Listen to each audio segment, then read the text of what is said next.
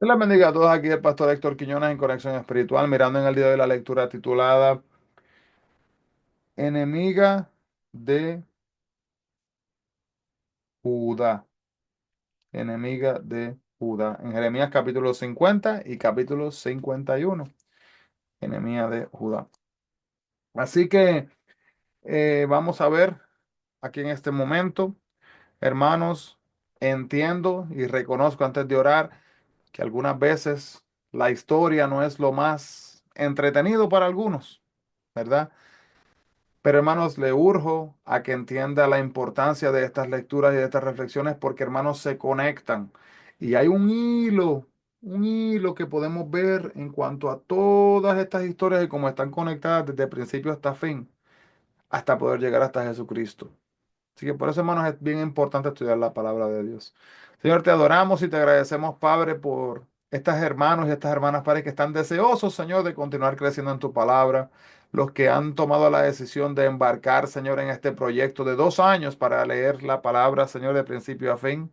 Gracias, Señor, porque vamos viento en popa, Señor, y en los meses que aún nos restan, te pedimos, Padre, que nuestras mentes se mantengan preparadas y conectadas siempre contigo. Señor, listos para recibir tu palabra, para recibir de ti. Te adoramos y agradecemos, Señor, estas cosas. En el nombre de Jesús, mi Dios, háblanos, mi Cristo. Amén y amén. Así que, hermanos, capítulo 50 vemos acá que habla de la endecha sobre Babilonia y la hija de Babilonia, hablando de lo que es la enemiga de Judá. La caída de Babilonia y de Jerusalén, hermanos. Babilonia, el último y mayor enemigo de Judá, sufrirá la misma suerte que el resto de los vecinos impíos de Judá.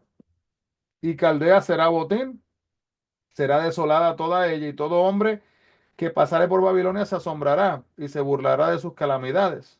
Pero Jeremías concluye sus profecías, hermanos, con una nota y de esperanza. Aunque Jerusalén ha caído, como se predijo, a su rey Joaquín se le mostró inesperada bondad en Babilonia. Y en la restauración de este rey violador del pacto, Jeremías presenta un cuadro de la restauración de Judá que quebrantó el pacto por su Dios, que es fiel a sí mismo al pacto. Podemos ver entonces así, hermanos, en la palabra de Dios, que en el capítulo 50, versículo 1, en la plenitud de su poder, el imperio babilónico parecía que era inconmovible. Pero cuando dejó de ser útil a los propósitos de Dios para castigar a Judá por sus pecados, Dios la castigaría y la aplastaría por su cuenta. Los medos y los persas destruyeron Babilonia en 539 a.C., Daniel capítulo 5, 30 y 31. Y en las escrituras se usa Babilonia, hermanos, como un símbolo de toda maldad.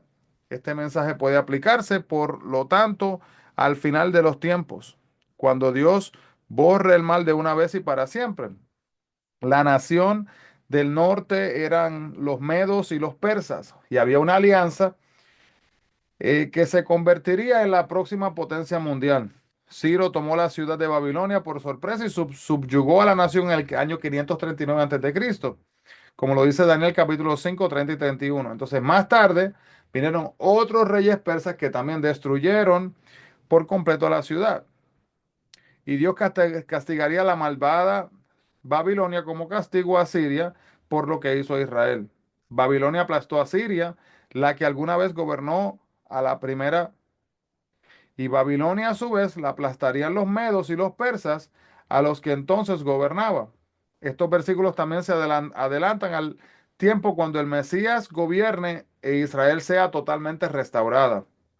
No se encontrará pecado alguno en Israel, debido a que todos los que busquen a Dios serán perdonados. Eso, hermanos, léalo.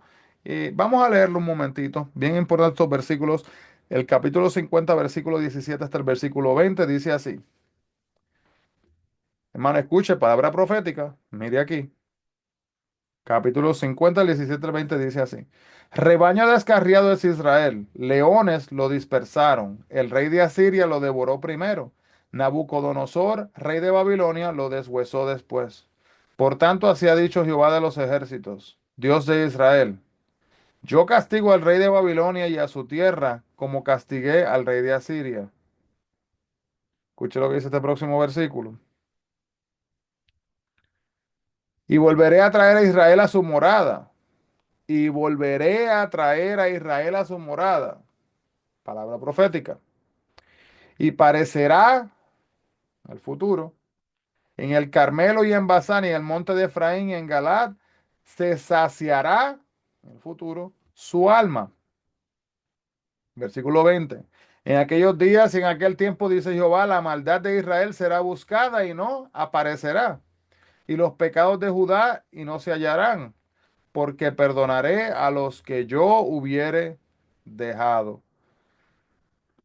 Así que, hermanos, bien importante esta palabra profética que está aquí. Continuamos entonces, que Merataim estaba localizado entonces al sur de Babilonia y Pecot estaba asimismo en el este. El orgullo, hermano, la soberbia que habíamos hablado anteriormente era un pecado que era no solamente verdad en muchas de las naciones que hemos visto, sino bien caracterizado también asimismo en Babilonia. Surge cuando nos sentimos autosuficientes o cuando pensamos que no necesitamos a Dios. Naciones o personas soberbias, sin embargo, fracasarán a la larga debido a que se niegan a sí mismos a reconocer a Dios como el poder supremo. Deshacerse, hermanos, del orgullo no es fácil, pero podemos admitirlo y pedir a Dios que nos perdone y ayude a luchar en contra de él. Para el orgullo, el mejor antídoto, hermanos, es centrar la atención en la grandeza y en la bondad de Dios. Babilonia permanece hasta la fecha como un yermo, como dice Isaías capítulo 13, versículo 19 hasta el 22. Podemos ver entonces así que el invasor fue Ciro, quien atacó a Babilonia por sorpresa y la derrotó. El mundo se estremeció porque su más grande imperio cayó de repente. Ninguna cantidad de poder terrenal podía permanecer, hermanos, para siempre. El capítulo 51 nos muestra los aventadores trabajan para separar el trigo de la paja. Y cuando aventaban la mezcla al aire, el viento hacía volar la paja, carente de valor, mientras que el trigo limpio caía a la tierra. A Babilonia la arrasarán como el viento a la paja.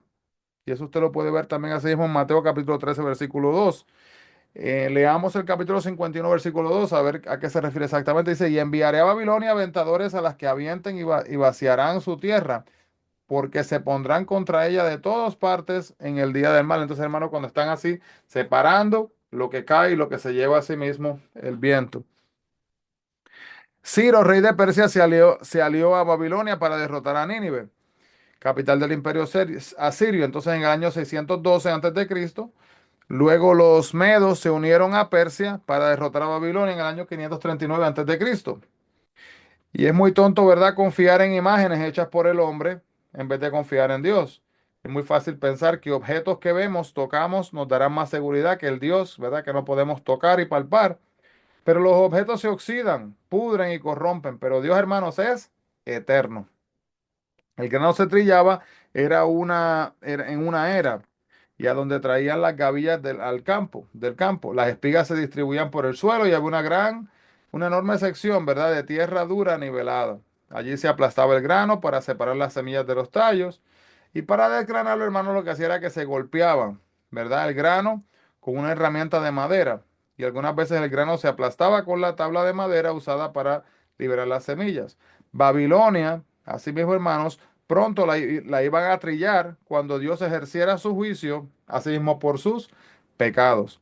Este versículo del 51:36 trata un hecho realizado por Ciro, quien tomó Babilonia por sorpresa al desviar el río y caminar sobre su lecho seco. Lo más probable es que diga que a Babilonia la privarían del agua que da vida. A diferencia de Jerusalén, Babilonia, hermanos, no iba a ser restaurada como otros lugares lo habían sido hechos. Y en el capítulo 51, versículo 44, vemos que Bel es uno de los nombres de Merodac, el dios principal de la ciudad de Babilonia. Y la culpabilidad de su pasado paralizó al pueblo. Los ejércitos babilonios profanaron el templo y el pueblo sentía esa misma vergüenza de regresar a Jerusalén. Sin embargo, Dios le dijo que volvieran a la ciudad, ya que destruiría Babilonia por sus pecados. Jeremías no pudo visitar a Babilonia, así que envió el mensaje con Seraías, un oficial que velaba por el bienestar del ejército. Quizás Seraías es posible que haya sido hermano de Baruch.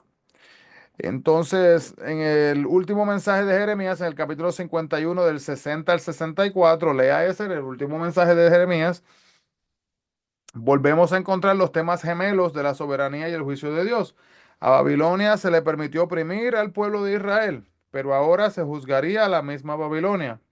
A pesar de que Dios saca cosas buenas del mal, no permite que el mal quede impune. Los malvados quizás tengan éxito por un tiempo, pero resista la tentación, hermano, de seguirlos. O usted y yo tendremos también quizás que pagar las consecuencias con ellos, hermanos, porque no va a ser por un tiempo largo, un tiempo eterno. Amado Dios, gracias, Padre, Señor, por esta palabra y por el recordatorio, Señor, de que tú eres un Dios justo, de que a ti no se te escapa ni una, Señor, y que nadie se puede burlar de ti. Ayúdanos, Señor, diariamente, Señor, a que podamos ser testigos de cómo tu mano se está manifestando y moviendo en nuestras vidas y en la vida de los que nos rodean, y que podamos ver, Señor, a través de los ojos espirituales, más allá de los ojos físicos. Danos discernimiento y entendimiento, Espíritu Santo, de acuerdo a tu voluntad, en el nombre de Jesús. Amén y amén. Así que Dios les bendiga grandemente, hermanos, a todos. No se olvide, busquemos la presencia del Señor. Bendiciones.